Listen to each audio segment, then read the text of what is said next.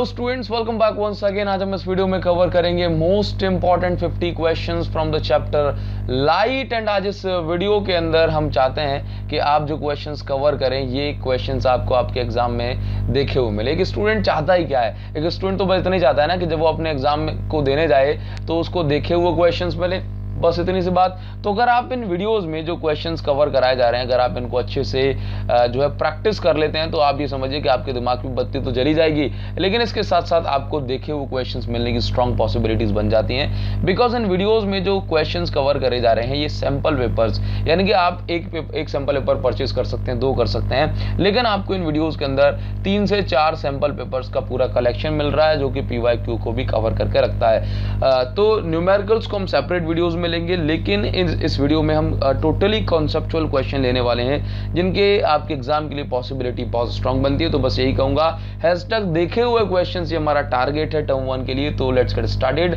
From question number 1। अभी question number 1 में क्या कहा जा रहा है, आप भी मेरे साथ एकदम टिक करके चलिएगा, क्वेश्चंस को प्रैक्टिस करिए वीडियो को पॉज करने के साथ साथ। विच of the following is not the correct, कौन सा स्टेटमेंट करेक्ट नहीं है। तो मैं आपको बता दूं कि भाई ये वाला स्टेटमेंट करेक्ट नहीं है कि लाइट एक लॉन्जिट्यूडनल वेव नहीं होती। बट रीजन सुन लो, सबके रीजन सुन लो। लाइट एक लॉन्जिट्यूडनल वेव नहीं होती तो फिर लाइट कैसी वेव है? लाइट, सबसे पहली चीज, लाइट एक इलेक्ट्रोमैग्नेटिक वेव है, बिकॉज ये वैक्यूम में भी ट्रेवल कर सकती है। हाँ, ये वैक्यूम में भी ट्रेवल कर सकती है। लाइट की टेंडेंसी होती है कि स्ट्रेट लाइन में ट्रेवल करेगी जब तक कि मीडियम चेंज नहीं हो जाता। हाँ, इसके साथ साथ लाइट ट्रांसवर्स वेव भी है। ट्रांसवर्स वेव एक्चुअल में क्या होता है कि लाइट जो है ना, याद रखिए, लाइट मिलकर के बनी होती है किससे? Magnetic field and electric field से। किससे? Magnetic field and electric field. ध्यान रखना, एक्चुअल में क्या होता है कि light electric field and magnetic field से का कॉम्बिनेशन होती है, ठीक है, जिसमें इलेक्ट्रिक फील्ड और मैग्नेटिक फील्ड 90 डिग्री पे होती है। कितने डिग्री पे? 90 डिग्री पे। जबकि जिस डायरेक्शन में ये लाइट आगे बढ़ती है, लाइट की जो प्रोपेगेशन की डायरेक्शन है, ये इलेक्ट्रिक फील्ड और मैग्नेटिक फील्ड के भी परपेंडिकुलर होती है, ठीक है ना। यानी कि लाइट में इलेक्ट्रिक फील्ड और मैग्नेटिक फील्ड आपस में परपेंडिकुलर, म्यूचुअली परपेंडिकुलर, और इनका प्रोपेगेशन जो हो रहा है ये इन दोनों के परपेंडिकुलर हो रहा है। तो उस तरह की वेव को ट्रांसवर्स वेव कहा जाता है। तो लाइट के लिए तीनों प्रॉपर्टी सेटिस्फाइड है, जबकि चौथी प्रॉपर्टी गलत है। तो लाइट लॉन्जिट्यूडनल वेव नहीं है, ट्रांसवर्स वेव है। लॉन्जिट्यूडनल वेव का एग्जांपल है साउंड वेव, ठीक है। नाउ आगे बढ़ेंगे, क्वेश्चन नंबर 2 पर पहुंचेंगे। बढ़िया क्वेश्चंस हमने लिए हुए हैं। Law of reflection hold true for, law of reflection याद रखिए, किसी भी तरह की रिफ्लेक्टिंग सरफेस हो, चाहे वो किसी भी तरह की जो है plane mirror, convex mirror, concave mirror, या फिर थाली ही प्लेट भी क्यों ना हो, अगर रिफ्लेक्ट कर रही लाइट तो वहां भी जो लॉ ऑफ रिफ्लेक्शन है वो एप्लीकेबल होगा। Correct option will be D. Now आगे बढ़ेंगे, क्वेश्चन नंबर 3 में क्या दिया हो? क्वेश्चन नंबर 3 में यहाँ पर वॉच में अगर देखा जाए तो अभी 2:35 हो रहे हैं, 2 दैट मींस 35 हो रहा है, ठीक है। नाउ अगर आप इसी वॉच को प्लेन मिरर में देखते हैं तो कितना टाइम हो जाएगा? आप थोड़ा सा अंदाजा लगाइए कितना टाइम हो जाएगा। तो याद रखिए, जब भी इस तरह क्वेश्चन फंस जाए तो दिमाग नहीं लगाना, बोला 2 यहाँ है, कांटा यहाँ बनेगा। तो पहली चीज प्लेन मिरर में याद रखिए, प्लेन मिरर में जो इमेज बनती है ये लेटरली इन्वर्टेड इमेज बनती है, जिसको हम बोलते हैं लेटरल इन्वर्जन, ठीक है। राइट का लेफ्ट में दिखाई देगा, लेफ्ट का राइट में दिखाई देगा। तो ये वाला जो कांटा है ये आपको यहाँ पर दिखाई देगा। लेकिन फिर वही बात, अपन को तो एक मेथड जो है पकड़ लेना है। याद रखिए, जब भी ऐसा जरूरत पड़ जाए तो 11:60 में से जो भी टाइम आपको वॉच में दिखाई दे रहा है, ठीक है, वॉच में दिखाई दे रहा है, देख रहे हो, तो इस टाइम को सब्ट्रैक्ट कर दो तो इतना टाइम आपको प्लेन मिरर में दिखाई देगा। तो 9:25 आपको जो प्लेन मिरर में दिखाई देंगे। आगे बढ़ेंगे, क्वेश्चन नंबर 4 में देखो क्या दिया जा रहा है। क्वेश्चन नंबर 4 में दिया जा रहा है आपको 4 फिगर बताए हुए हैं। अब इसमें से जो है ये एक्सपेरिमेंटल सेटअप है, आपने एक्सपेरिमेंट नहीं देखा, हालांकि इस कोरोना के कारण आपने जो है इस साल स्कूल में हो सकता है एक्सपेरिमेंट ना कर पाए हो, लेकिन एक्चुअल में क्या होता है कि लाइट के पाथ को ट्रेस करने के लिए हम जो है क्या करते हैं, हम पिन्स वगैरह लगा देते हैं जगह जगह पर, ठीक है, सो दैट हम लाइट के पाथ को ट्रेस कर पाए, उसको अलाइन कर पाए। तो एक्चुअल में जहां पर हम पिन लगाते हैं, या कहें कि ये जो इस तरह का सेटअप होता है, इस पे लाइट 45 डिग्री पर इंसिडेंट करनी चाहिए कि नहीं करनी चाहिए? इस पे लाइट 45 डिग्री पे इंसिडेंट करेगी ना, तो ही ये बेस्ट एक्सपेरिमेंट, तो ही हम लाइट को जो है बेस्ट तरीके से ट्रेस कर पाएंगे। लेकिन ये वाले में जो है ना, ये वाले में 45 डिग्री से, यानी कि जो एंगल ऑफ इंसिडेंस ये बहुत छोटा हो रहा है और ये 45 डिग्री से बहुत बड़ा हो रहा है, ठीक है। तो ये दोनों तो करेक्ट जो है इनकरेक्ट पहले ही हो गए। लेकिन यहाँ पर अगर आप देखोगे तो इन दोनों में ही अप्रॉक्स 45 डिग्री बन रहा है। तो यहाँ पर कौन सा स्टेटमेंट या कौन सा ऑप्शन करेक्ट हो जाएगा? तो यहाँ पर ये वाले फिगर में जो पिंस हैं ये बहुत पास में है, सो दैट तो यहाँ पर पिंस बहुत पास में होने के कारण लाइट का जो अलाइनमेंट है या फिर जो पाथ है वो प्रॉपरली नहीं हो पाएगा। तो यहाँ पर जो करेक्ट ऑप्शन होगा ये आपका डी हो जाएगा, बिकॉज यहाँ पर 45 डिग्री एंगल भी बन रहा है और यहाँ पर जो पिंस हैं ये भी दूर दूर हैं। तो यहाँ पर करेक्ट ऑप्शन विल बी और डी। आगे बढ़ेंगे, क्वेश्चन नंबर 5 में क्या दिया हुआ है कि अगर आप एक बिल्डिंग की फुल इमेज बनाना चाहते हैं, कि अगर आप बिल्डिंग की फुल इमेज बनाना चाहते हैं तो आपको कौन सा मिरर यूज करना पड़ेगा? तो आपको कॉन्वेक्स मिरर यूज करना पड़ेगा। क्यों? आपको पता है कॉन्वेक्स मिरर जो है साइड व्यू मिरर के तौर पे भी यूज किया जाता है इन व्हीकल्स। तो व्हीकल्स में करता है, बड़े से ट्रक की इमेज भी छोटी सी बन जाती है कि नहीं बन जाती? तो इसी तरह से बड़ी बिल्डिंग की भी छोटी इमेज बन जाएगी कॉन्वेक्स मिरर में, ठीक है। जबकि प्लेन मिरर में सेम साइज की इमेज बनती है, इनकरेक्ट है। कॉनकेव मिरर में बड़ी इमेज बनती है, ठीक है। मतलब ऑब्जेक्ट को बड़ा करके दिखाता है, तो बिल्डिंग को बड़ा करके तो बिल्कुल नहीं दिखा पाएगा। एक अगर मिरर में देखना चाहते हो तो बिल्डिंग को छोटा होकर देखना पड़ेगा, तो कॉन्वेक्स मिरर आपका करेक्ट ऑप्शन हो जाएगा। आगे बढ़ेंगे, क्वेश्चन नंबर 6 में देखो क्या दिया हुआ है। क्वेश्चन नंबर 6 को ध्यान से पढ़ना, ध्यान से एकदम। क्वेश्चन नंबर 6 में क्या दिया हुआ है कि लाइट रे है जो कि परपेंडिकुलरली फॉल करती है, लाइट रे परपेंडिकुलरली फॉल कर रही है मिरर की सरफेस पर, तो कौन सा स्टेटमेंट सही नहीं है? तो देखो मैं आपको पहले से बताना चाहूंगा कि लाइट रे अगर परपेंडिकुलरली जो है इस सरफेस पर आ रही है तो एक्चुअल में क्या होता है कि जब लाइट रे इस तरह से, ध्यान देना, जब जहां पर भी लाइट रे इंसिडेंट करती है वहां पर हम एक नॉर्मल ड्रॉ करते हैं। तो लाइट रे यहाँ इंसिडेंट कर रही है तो यहाँ पर हम एक नॉर्मल ड्रॉ करेंगे, और जब हम एक नॉर्मल ड्रॉ करेंगे तो देखते हैं कि नॉर्मल और इंसिडेंट रे के बीच में कितना एंगल बन रहा है, तो एंगल इज 0। तो एंगल ऑफ इंसिडेंट 0 होता है। नॉर्मल और इंसिडेंट के बीच में कितना एंगल बन रहा है? 0। अब लाइट रिफ्रैक्ट हो जाएगी, ठीक है। तो एंगल ऑफ रिफ्रैक्शन भी देखो किसके साथ बनाया जाएगा? नॉर्मल के साथ। तो क्योंकि एकदम परपेंडिकुलरली आ रही है ना, तो ये सीधी चली जाएगी, तो यहाँ पे भी 0 बनेगा।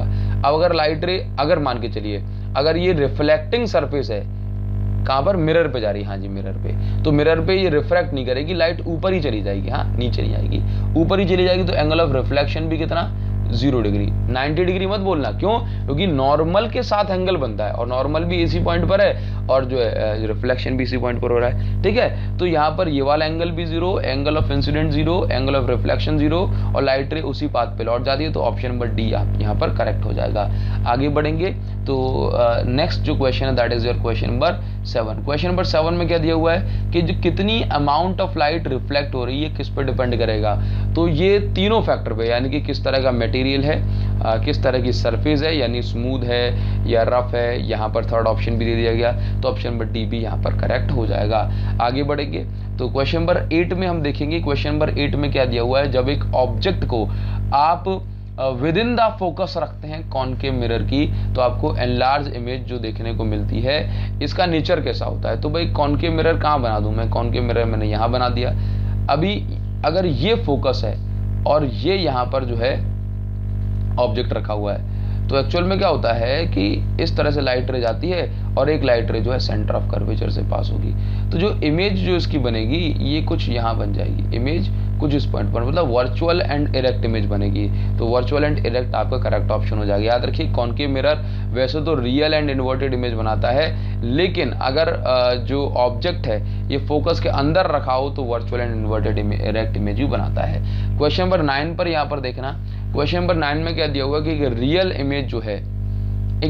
इमेज जो है ये 2 या 2 से ज्यादा लाइट रे के मीट करने पर बनती है, या अपीयर टू मीट में बनती है, रिफ्लेक्ट क्या ऑप्शन हो सकता है, इसको देखते हैं। तो याद रखिए, हमेशा याद रखिए रियल इमेज सिर्फ जब ही बनती है जब 2 लाइट रेज आपस में इंटरसेक्ट करें, जब 2 लाइट रे आपस में एक्चुअल में मीट करें, तभी जो है रियल इमेज बनेगी। अदरवाइज जैसे मान के चलो, मैं आपको एग्जांपल देता हूं, जैसे ये एक छोटा सा एग्जांपल हो गया। यहाँ पर मैंने बता दिया आपको कि ये कॉनकेव लेंस हो गया। अब यहाँ से लाइट रे आई, अब ये लाइट रे जो है ये लाइट रे आकर के इस तरह चली गई, तो क्या ये लाइट रे कभी मीट कर पाएगी? नहीं। तो यहाँ पर हमेशा कैसी इमेज बनेगी? यहाँ पर हमेशा जो है वर्चुअल एंड इरेक्ट इमेज बनेगी। कैसी बनेगी? वर्चुअल एंड इरेक्ट, ठीक है। हमेशा याद रखिए कि लाइट रेज जब भी एक्चुअल में मीट करती हैं, चाहे वो रिफ्लेक्ट करें या फिर रिफ्रैक्ट करें, ठीक है, तो हमेशा हमेशा क्या होती है, हमेशा जो इमेज बनती है, देखो यहाँ पर लाइट रे आपस में एक दूसरे को काट देंगी तो यहाँ पर भी रियल इमेज बनेगी।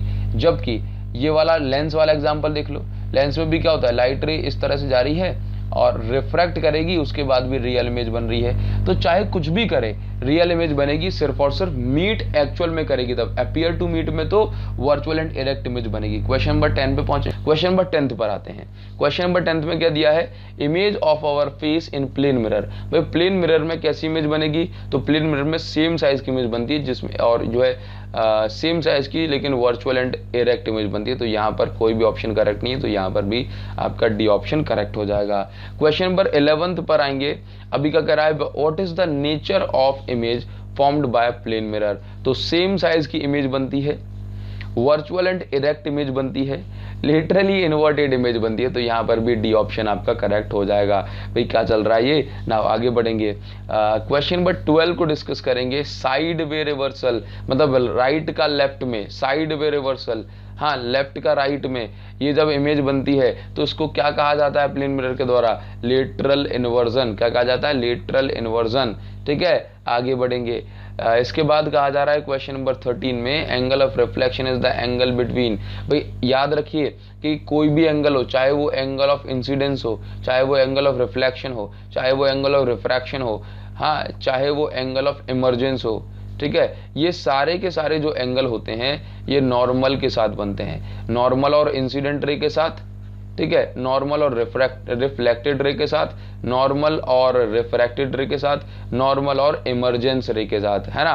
तो आप यहाँ पे देख लो एंगल ऑफ रिफ्लेक्शन किस किस के बीच का एंगल है, normal to the surface and normal to the surface and incident, angle of reflection कह रहा है ना, तो normal to the surface and reflected ray. तो यहाँ पर डी ऑप्शन आपका करेक्ट है। अभी देखिए क्वेश्चन नंबर 14 में क्या कहा जा रहा है कि the angle between incident ray और प्लेन मिरर के बीच में 35 डिग्री बन रहा है ना। ये प्लेन मिरर हो गया, ये इंसिडेंट रे हो, इनके बीच में एंगल जो बन रहा है दैट इज 35 डिग्री। हाँ, अभी आपको बताना है कि टोटल एंगल इंसिडेंट रे, मतलब ये टोटल एंगल इंसिडेंट रे और रिफ्लेक्टेड रे के बीच में कितना होगा। तो बड़ी ही सिंपल सी बात है कि हमें तो पता है ना कि एंगल ऑफ इंसिडेंस क्या होता है।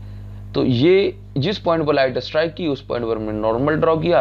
अब नॉर्मल और इंसिडेंट रे के बीच में अगर एंगल बन रहा है 55 डिग्री, तो फिर रिफ्लेक्टेड और नॉर्मल के बीच में भी एंगल बनेगा 55 degree, because angle of incidence is always equal to angle of reflection. ठीक है, नाउ तो टोटल एंगल इंसिडेंट और रिफ्लेक्टेड रे के बीच में हो जाएगा 110 डिग्री। आगे बढ़ेंगे तो यहाँ पर जो नेक्स्ट क्वेश्चन आपको दिया जा रहा है, क्वेश्चन नंबर 15, इसमें पूछा हुआ है image formed by plane mirror. ये अलग तरीके से पूछा हुआ है, तो बस याद रखिए वर्चुअल इमेज तो बनेगी ही, बिहाइंड द मिरर बनेगी। ठीक है, इसके अलावा एनलार्ज दिया है इसमें, एनलार्ज, ये गलत है, ये गलत है। ठीक है, ये वाला स्टेटमेंट हो गया गलत। अभी कह रहा है virtual behind the mirror same size of object, ये वाला स्टेटमेंट सही है, रियल इमेज नहीं बनती। तो ऑप्शन नंबर बी आपका यहाँ पर करेक्ट हो जाएगा। क्वेश्चन नंबर 16 में क्या दिया हुआ है कि दो वर्टिकल प्लेन मिरर्स हैं, ठीक है, are inclined at an angle 60 degree. ये आपको जो है ना एक प्लेन मिरर ये बना दिया है और एक प्लेन मिरर ये बना दिया है। भाई ये दोनों क्या है, 60 डिग्री पर इंक्लाइंड है। A ray of light travelling horizontally reflected first from the one mirror and then from the other mirror, then the resultant deviation is. कह रहा है कि दो प्लेन मिरर हैं और मान के चलिए यहाँ से एक लाइट रे आती है हॉरिजॉन्टली, जैसा कि क्वेश्चन में कह रहा है, और ये लाइट रे पहले इस मिरर 1 के द्वारा रिफ्लेक्ट कर दी जाती है। तो इसको रिफ्लेक्ट किया तो रिफ्लेक्शन कुछ मान के चलिए, देखो क्योंकि सीधी जाएगी तो फिर रिफ्लेक्शन यहाँ से इस तरह से रिफ्लेक्ट हो गई। ठीक है, ग्रीन कलर से दिखा दी। अब एक्चुअल में जिस पॉइंट पर ये लाइट रे इंसिडेंट करती है उस पॉइंट पर हम एक परपेंडिकुलर ड्रॉ करते हैं। ठीक है ना, तो ये हो गया इस पॉइंट पर परपेंडिकुलर यानी कि नॉर्मल। तो देखो यहां पर क्या हुआ कि भाई ये रिफ्लेक्टेड रे है और ये नॉर्मल है, तो यहां पर जो एक्चुअल में एंगल बना ये कितना हुआ, देखना ये 60 हुआ, ये 90 हो गया, ठीक है, ये 30 हो गया। तो ये वाला एंगल कितना होगा, 60। अगर ये इंसिडेंट रे का एंगल, क्योंकि इस पर ये लाइट रे लौट करके आ रही है तो इस पर तो इंसिडेंट होगी, अगर देखो इंसिडेंट रे और नॉर्मल के बीच का एंगल 60 डिग्री है तो यहां पर भी एंगल कितना होगा, 60 डिग्री होगा। ठीक है, तो ये एक्चुअल में इस मिरर से टकराने के बाद लाइट इस तरह से रिफ्लेक्ट हो जाएगी। रिफ्लेक्टेड। तो आपको टोटल एंगल बताना है कि एंगल ऑफ रिफ्लेक्शन कितना हो गया। तो एंगल ऑफ रिफ्लेक्शन कितना है, देखो यहाँ पर लाइट का एक्चुअल पाथ है ये वाला, यहाँ से इस तरह जा रही थी, तो यहाँ से लेके यहाँ तक का जो एंगल बन रहा है दिस इज जो है टोटल डेविएशन एंगल। तो भाई 120 डिग्री हटा दो 360 में से, बिकॉज ये 60 डिग्री बन रहा है, तो एंगल जो कितना हो जाएगा 240 डिग्री इसका डेविएशन हो जाएगा। समझ गए, इस तरह से इन क्वेश्चंस को आप आगे बढ़ाएंगे। कौन सा स्टेटमेंट गलत है, तो concave mirror real magnified image बनाता है, बिल्कुल सही है। Concave mirror magnified virtual image भी बनाता है जब ऑब्जेक्ट फोकस या उसके अंदर रखा हो, हाँ फोकस के अंदर रखा हो तब वर्चुअल इमेज बनाता है। कॉन्वेक्स मिरर डिमिनिश्ड इमेज बनाता है वर्चुअल, ये बात भी ठीक है, जैसे कि आपने गाड़ियों के रियर व्यू के लिए इसको रखा हुआ है, लेकिन कॉन्वेक्स मिरर रियल इमेज नहीं बनाता, याद रखिए। तो ये वाला स्टेटमेंट आप करेक्ट हो जाए, convex mirror only forms virtual and diminished image, ठीक है ना। तो ये जो रियल लिखा हुआ है ये गलत है इसके अंदर। क्वेश्चन नंबर 18 में क्या दिया जा रहा है कि एक ऑब्जेक्ट है जो कि सेंटर ऑफ कर्वेचर पर रखा हुआ है। सेंटर ऑफ कर्वेचर का मतलब होता है फोकस का double point, that means f is equal to 2f। तो याद रखिए कि इस पॉइंट को चलो सेंटर ऑफ कर्वेचर भी कह देता हूं मैं। अगर सेंटर ऑफ कर्वेचर पर ऑब्जेक्ट रखा है तो इमेज का फॉर्मेशन भी सेम प्लेस पर होता है, ठीक है, यहाँ करीब इमेज बन जाएगी, ठीक है, मतलब एग्जैक्ट याद रखिए। अगर centre of curvature that means अगर 2f पर इमेज रखी है, जिसको हम सेंटर ऑफ कर्वेचर कहते हैं, सॉरी ऑब्जेक्ट रखा है, तो 2f पर ही इमेज बनेगी, ये चीज श्योर है। तो यहाँ पर इक्वल टू 2f आ जाएगा और इक्वल साइज की बनेगी, ठीक है ना। अब देखिए क्वेश्चन नंबर 19 में क्या दिया जा रहा है आपको कि the magnification m of an image formed bye spherical mirror is negative. अगर मैग्निफिकेशन नेगेटिव है तो इसका मतलब क्या, याद रखिए सारे पॉइंट्स हम यही डिस्कस कर लेंगे। मैग्निफिकेशन नेगेटिव है तो फिर रियल एंड इन्वर्टेड इमेज बनती है, मैग्निफिकेशन पॉजिटिव है तो वर्चुअल एंड इरेक्ट इमेज बनती है, मैग्निफिकेशन अगर एग्जैक्ट 1 है तो सेम साइज की इमेज है, अगर मैग्निफिकेशन 1 से ज़्यादा है तो इमेज का साइज भी ज़्यादा है, मैग्नीफाइड है ऑब्जेक्ट से, अगर मैग्निफिकेशन 1 से छोटी है तो इमेज का साइज 1 से मतलब डिमिनिश्ड है, एक्चुअल साइज से छोटा है। तो यहाँ पर क्या दे रहा है नेगेटिव, तो नेगेटिव का मतलब है इन्वर्टेड इमेज बनेगी, बिकॉज रियल एंड इन्वर्टेड हमेशा एक साथ होता है, ठीक है ना। क्वेश्चन नंबर 20 में एक पॉइंट ऑब्जेक्ट है जो कि प्रिंसिपल एक्सिस पर रखा हुआ है स्फेरिकल मिरर की एट ए डिस्टेंस u, ठीक है। तो ये जो डिस्टेंस है अगर हम साइन कन्वेंशन के हिसाब से देखें लेफ्ट हैंड साइड लेंगे और जहां से एक्चुअल में लाइट रे इंसिडेंट करती है उसको हम लेते हैं नेगेटिव। तो यहाँ पर अगर ऑब्जेक्ट u डिस्टेंस पर रखा हुआ है तो ये एक्चुअल में कैसी होगी, नेगेटिव ही होगी। तो साइन कन्वेंशन भी कहता है कि भाई ये जो ऑब्जेक्ट डिस्टेंस u है ये कैसी होगी, नेगेटिव होगी, तो डेफिनेटली नेगेटिव। आगे बढ़ेंगे, f is equal to r/2, ये सही है क्या, ये सभी के लिए सही है। तो ये both convex and concave mirror ये सभी के लिए ठीक है ना। नाउ आगे बढ़ेंगे, क्वेश्चन नंबर 21 पे पहुंचेंगे। तो 21 में क्या दिया हुआ है, एक लाइट रे है जो कि कॉनकेव मिरर पर इंसिडेंट करती है। अगर ये प्रिंसिपल एक्सिस के पैरेलल आ रही है तो रिफ्लेक्टेड रे क्या करेगी, रिफ्लेक्टेड रे फोकस पर जाकर के मीट करेगी। भाई ये प्रिंसिपल एक्सिस है, अगर लाइट रे यहाँ से जो है रिफ्लेक्टेड होकर के आ रही हैं तो ये फोकस से जाकर के पास होगी, या कहूँ फोकस पर मीट कर जाएंगी, pass through focus will be the correct option, ठीक है। नाउ देखिए आगे पढ़ेंगे, अगर लाइट रे है ना, क्वेश्चन नंबर 22, अगर लाइट रे सेंटर ऑफ कर्वेचर से पास होती है, याद रखिए जब भी लाइट रे सेंटर ऑफ कर्वेचर से पास होगी, जब भी लाइट रे सेंटर ऑफ कर्वेचर से पास होगी तो भाई जिस पाथ से आई है उसी पाथ से लौट जाएगी। तो यहाँ पर करेक्ट ऑप्शन हो जाएगा रिट्रेस इट्स पाथ, ठीक है। नाउ क्वेश्चन नंबर 23 में दिया हुआ है कि to get an image larger than object, अगर आपको इमेज ऑब्जेक्ट से बड़ी साइज की चाहिए तो फिर आपको कौन सा मिरर यूज करना चाहिए, आपको ये तो गलत है, ये वाला भी गलत है, कॉनकेव मिरर आपको यूज करना चाहिए, बिकॉज कॉन्वेक्स मिरर में तो छोटी इमेज दिखाई देती है जैसे कि रियर व्यू के लिए गाड़ियों में। क्वेश्चन नंबर 24 पर हम आ जाएंगे। तो कह रहा है कि एक लाइट रे जो कि मीडियम ए से मीडियम बी पर पास होती है, नो बेंडिंग अकर्स, है ना, कोई बेंडिंग नहीं होती। तो लाइट की बेंडिंग कब नहीं होती, जब लाइट इस तरह से पास होगी और बाउंड्री के साथ अगर 90 डिग्री बनाती है तो फिर लाइट जो है एक मीडियम से दूसरे मीडियम बिना बेंड हुए चली जाती है। बाउंड्री के साथ 90 डिग्री विद बाउंड्री या इंटरफेस, जबकि एंगल ऑफ इंसिडेंस कितना होगा यहाँ पर 0 डिग्री, बिकॉज अगर ये इंसिडेंट रे है तो यहाँ पर नॉर्मल जो पड़ेगा वो भी ऐसा ही होगा, ठीक है ना। नाउ समझ में आ गया बात? समझ में आ गई बात? नहीं तो यहाँ पर एंगल ऑफ इंसिडेंस 0 डिग्री बनेगा और बाउंड्री के साथ एंगल 90 डिग्री। ठीक है नाउ, तो बिकॉज यहाँ पर जो पूछा है ना बाउंड्री के साथ पूछा हुआ है, इसलिए आपको ऑप्शन 90 डिग्री लगाना है। अब देखिए क्वेश्चन नंबर 25 में क्या दिया हुआ है कि आपको 4 मटेरियल दे दिए गए, चारों के रिफ्रैक्टिव इंडेक्स कुछ इस तरह से है। कह रहा है कि कौन से जब लाइट एयर से पास होती है इन मटेरियल्स में, तो किस मटेरियल के अंदर लाइट मैक्सिमम रिफ्रैक्ट करती है, किसके अंदर लाइट ज़्यादा फैल जाती है। तो आपको बता दें रिफ्रैक्टिव इंडेक्स के बारे में छोटी सी बात कि यदि रिफ्रैक्टिव इंडेक्स की वैल्यू 2 है तो इसका मतलब लाइट की वेलोसिटी उस मीडियम में 2 टाइम्स जो है डिक्रीज हो जाएगी, 2 टाइम्स डिक्रीज हो जाएगी। ठीक है, अगर रिफ्रैक्टिव इंडेक्स की वैल्यू 3 है तो उस मीडियम में लाइट की वेलोसिटी 3 टाइम्स डिक्रीज हो जाएगी। ठीक है, अगर रिफ्रैक्टिव इंडेक्स की वैल्यू 4 है तो लाइट की वेलोसिटी 4 टाइम्स डिक्रीज हो जाएगी। समझ में आया? तो यहां पर तो अगर मैं ये वाले क्वेश्चन में देखो 26 में, पहले इसको कर लेते हैं, तो यहां पर आप देखिए कि ये 4 रिफ्रैक्टिव इंडेक्स की आपको वैल्यूज दे दी गई हैं, चारों का water, sulphuric acid, glass, carbon, इस तरह दे दिया गया। अब आपको बताना है कि कौन सा ऑप्शन मतलब किसमें लाइट स्लोएस्ट पास होगी, तो जिसका रिफ्रैक्टिव इंडेक्स ज़्यादा उसमें लाइट स्लो जाएगी। ठीक है, तो रिफ्रैक्टिव इंडेक्स किसका ज़्यादा है भाई? कार्बन डाइसल्फाइड का, तो करेक्ट ऑप्शन हो जाएगा आपका डी। अब यहाँ पर देखो, यहाँ पर इसका उल्टा होता है ना, कि अगर रिफ्रैक्टिव इंडेक्स जिसका ज़्यादा एंगल ऑफ रिफ्रैक्शन उसका उतना ही कम होता है। ठीक है, ज़्यादा रिफ्रैक्टिव इंडेक्स तो लाइट जो है ना ज़्यादा फैल नहीं पाती है। तो यहाँ पर जो रिफ्रैक्टिव इंडेक्स होगा ये मैक्सिमम किसका होगा? तो मैक्सिमम जो रिफ्रैक्शन किसका होगा भाई? जिसका रिफ्रैक्टिव इंडेक्स सबसे छोटा है। तो यहाँ पर करेक्ट ऑप्शन हो जाएगा ए। क्वेश्चन नंबर 27 यहाँ पर दिया हुआ है कि एक लेयर्ड लेंस है। हाँ, एक लेयर्ड लेंस का मतलब है कि ये अलग अलग मटेरियल से बना हुआ। कितने material? 2 types of transparent material. तो ये हमने एक मिरर मान लिया, सॉरी लेंस मान लिया। ठीक है, अब इसमें दो टाइप के मटेरियल यूज हुए हैं। ठीक है, अभी कह रहा है कितनी इमेज ये बनाएगा, ऑब्जेक्ट विल फॉर्म कितनी इमेजेस। हाँ, तो मान के चलिए यहाँ पर ऑब्जेक्ट रखा है, ये लाइट रह गई, तो इसमें 2 मटेरियल हैं, तो 2 मटेरियल का अलग अलग रिफ्रैक्टिव इंडेक्स होगा।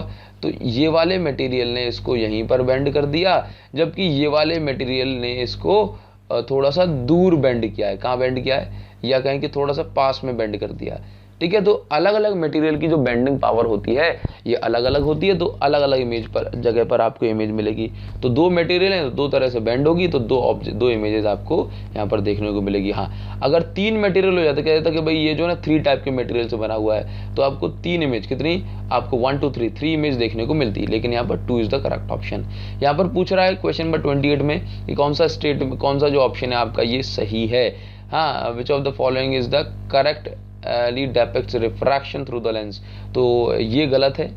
ठीक है, बिकॉज यहाँ से लाइट सीधी नहीं जा सकती, यहाँ से लाइट जो है ऑप्टिकल सेंटर से पास होनी चाहिए थी। तो ये तीनों ऑप्शन आप गलत हैं, ये वाला करेक्ट ऑप्शन है। क्वेश्चन नंबर 29 में क्या दिया हुआ है कि एक व्हाइट लाइट है जो कि ग्लास एंड एयर के इंटरफेस पर स्ट्राइक करती है, शोन इन फिगर।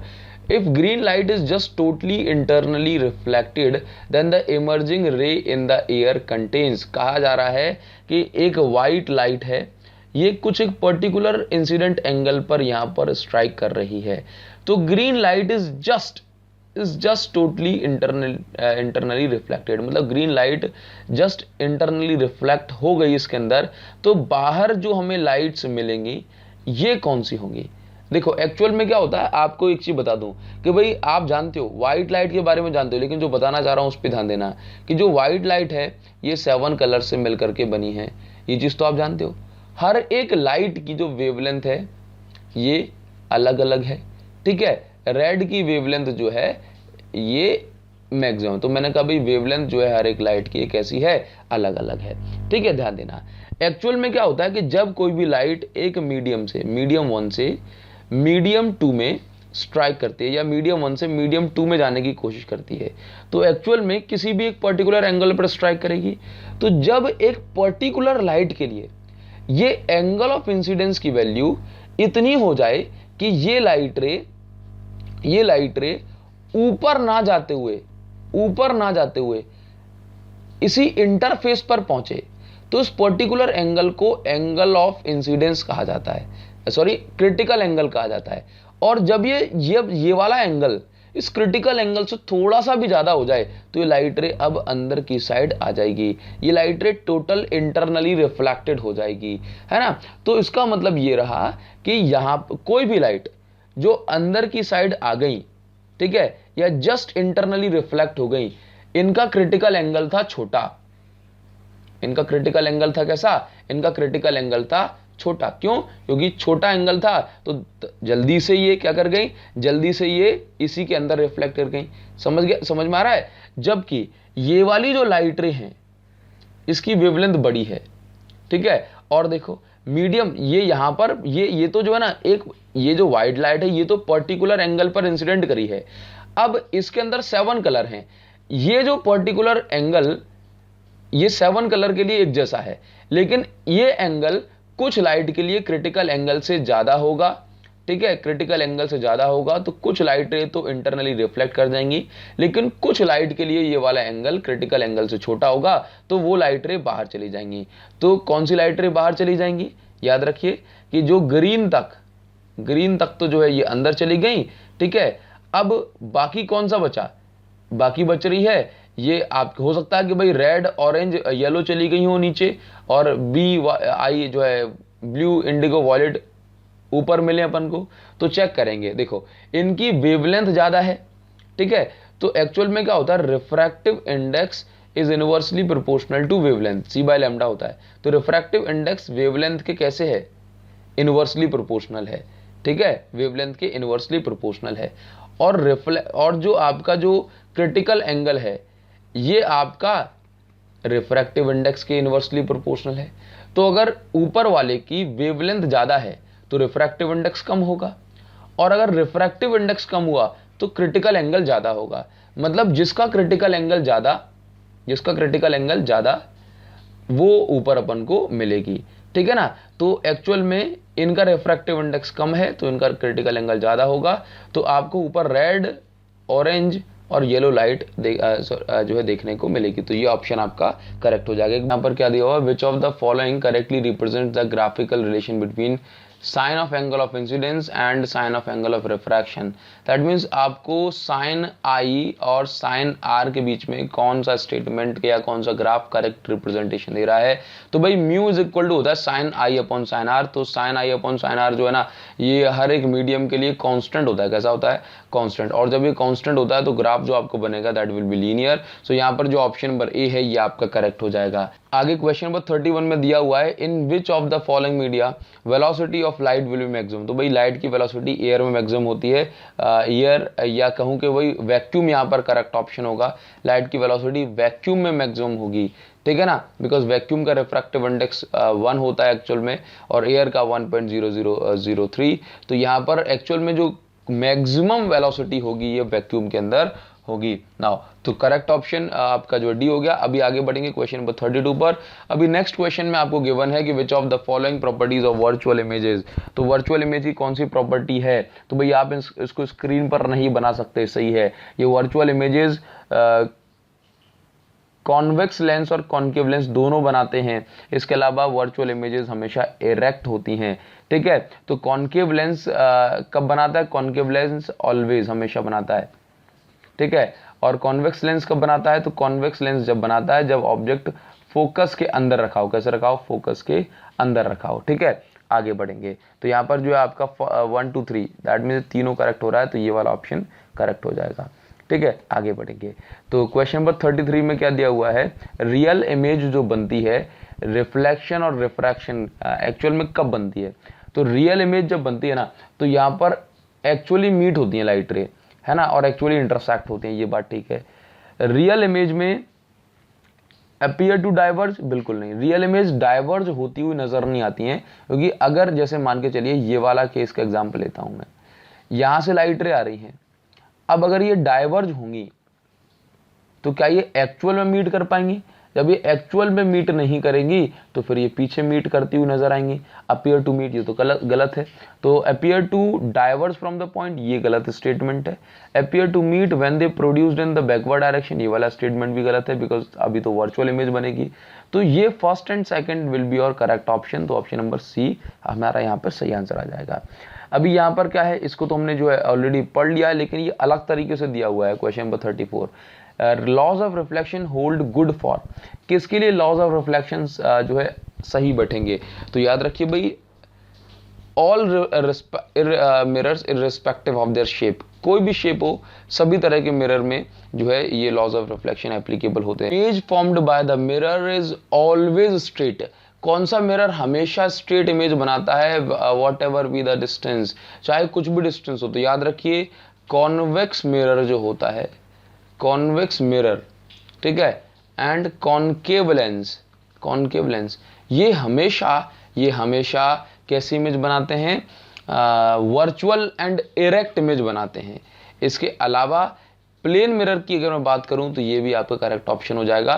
तो कॉनकेव मिरर और प्लेन मिरर दोनों ही जो है हमेशा वर्चुअल एंड इरेक्ट इमेज बनाते हैं, what ever be the distance. तो आइदर प्लेन और कॉन्वेक्स, ये आपका करेक्ट ऑप्शन हो जाएगा। 36 में क्या दिया जा रहा है कि लेबोरेटरी में आपने लाइट का पाथ ट्रेस किया थ्रू ग्लास लैब। अब ग्लास लैब के बाद कोई मीडियम नहीं दिया कि वाटर में है, एयर में है, तो हमें हमेशा एयर कंसीडर करके चलना है। तो मान के चलिए ये आपके पास एक ग्लास लैब है, यहाँ से आपने किसी एक पर्टिकुलर एंगल पर लाइट इंसिडेंट कराई। तो अभी क्या होगा कि ग्लास लैब में आप लाइट इंसिडेंट कराएंगे तो एक्चुअल में क्या होगा ना कि ग्लास स्लैब में लाइट जाएगी तो ये लाइट क्या करेगी, ये लाइट बेंड हो जाएगी टुवर्ड्स द नॉर्मल। तो इस तरह से एंगल ऑफ इंसिडेंस आई बड़ा होगा और एंगल ऑफ रिफ्रैक्शन छोटा होगा। हाँ, और हमेशा याद रखिए कि जब ये लाइट इमर्ज करेगी फिर फैलेगी तो हमेशा इसको अपन बोलेंगे इमर्जेंट एंगल। तो angle of incident is always, या मैं कहूँ in case of this glass case, तो angle of incidence is more than angle of refraction, है ना, बिकॉज रिफ्रैक्ट होगी towards the normal but nearly equal to emergence angle. ठीक है, तो ये ऑप्शन आपका करेक्ट हो जाए। Following can make parallel beam of light. हाँ, कौन सी जो लाइट है या कहेंगे भाई कौन सा मिरर या लेंस है जो कि लाइट रेज को एकदम पैरेलल बना सकता है। हाँ, तो देखिए एक्चुअल में क्या होता है ना, जब लाइट रे पॉइंट सोर्स से आ रही हो तो एक्चुअल में क्या होता है कि जैसे कॉनकेव मिरर की मैं बात कर रहा हूँ, ठीक है, तो जब लाइट रे फोकस पे, जब पॉइंट ऑब्जेक्ट फोकस पे रखा होता है ना, तो लाइट रे जाकर के ऐसे जो है पैरेलल हो जाती है। ठीक है, तो एक तो जो है कॉनकेव मिरर ऐसा कर सकता है और कॉन्वेक्स लेंस ऐसा कर सकता है। क्यों? जैसे मान लीजिए यहाँ रखा हुआ है तो पॉइंट सोर्स से लाइट जाएगी और जाना चाहिए था ऐसे, लेकिन ये मुड़ जाएगी तो ये ऐसे हो जाएगी। ठीक है, ये इस तरह से हो जाएगी। तो आप देखेंगे कॉनकेव मिरर और कॉन्वेक्स लेंस दोनों ऐसा काम कर सकते हैं। आगे बढ़ेंगे, फोकल लेंथ की जो focal length of plane mirror क्योंकि कर्व नहीं होता तो प्लेन मिरर की जो फोकल लेंथ है इनफाइनाइट होती है। कैसे होती है? इनफाइनाइट। नंबर 39 में क्या दिया जा रहा है कि टॉर्चेज में, सर्च लाइट में, हेडलाइट में बल्ब को कहाँ प्लेस किया जाता है? तो आंसर इज उनको हमेशा फोकस पर प्लेस किया जाता है या नियर टू फोकस प्लेस किया जाता है। सो दैट अभी जो प्रीवियस हमने केस देखा था, सो दैट फोकस से लाइट जाती है तो टकराने के बाद पैरेलल हो जाती है, तो फिर ये चीज़ अच्छी बात है ना। तो very near to the focus of reflector. अभी क्वेश्चन नंबर 40 पे देखेंगे क्या कहा जा रहा है कि स्टूडेंट जो है ये एक मतलब स्टूडेंट जो है ना पहले एक ऑब्जेक्ट की ब्लड इमेज बनाते हैं जो कि स्क्रीन से, कॉन्वेक्स लेंस की जो स्क्रीन है उससे काफी दूर था ऑब्जेक्ट। अभी कह रहा है कि टू ऑब्टेन अ डिस्टिंक्ट यानी क्लियर इमेज अगर बनानी है ऑब्जेक्ट की, तो फिर स्क्रीन को कहां पर जो है या फिर लेंस को कहां पर मूव करना पड़ेगा। तो यहां पर ऑब्जेक्ट की पोजीशन तो नहीं बताई हुई है ना, तो यहां पर कुछ कह नहीं सकते हैं। आपको आगे भी ले जा सकते, मतलब स्क्रीन को या लेंस को पास में भी ले जाना पड़ सकता है और दूर भी ले जाना पड़ सकता है। आज इस वीडियो को किसी कारण से मुझे 40 क्वेश्चन तक ही कंप्लीट करना पड़ रहा है, बट इसके बाद नेक्स्ट पार्ट ज़रूर आएगा जिसके अंदर हम और 40 to 50 क्वेश्चंस को कवर करेंगे। और इसके साथ साथ आप बस इस चैनल के साथ जुड़े रहें और मोस्ट इंपॉर्टेंट क्वेश्चंस आपको मिलते रहेंगे। माफ़ी चाहूँगा, मैंने स्टार्टिंग में 50 क्वेश्चंस का बोला था, बट इस वीडियो में सिर्फ मैं 40 क्वेश्चंस कवर करा पाया हूँ आपको, बट नेक्स्ट वीडियो में हम ज़रूर इन क्वेश्चंस को कंप्लीट करेंगे। So thank you so much guys, thanks a lot for this video and मिलेंगे आपसे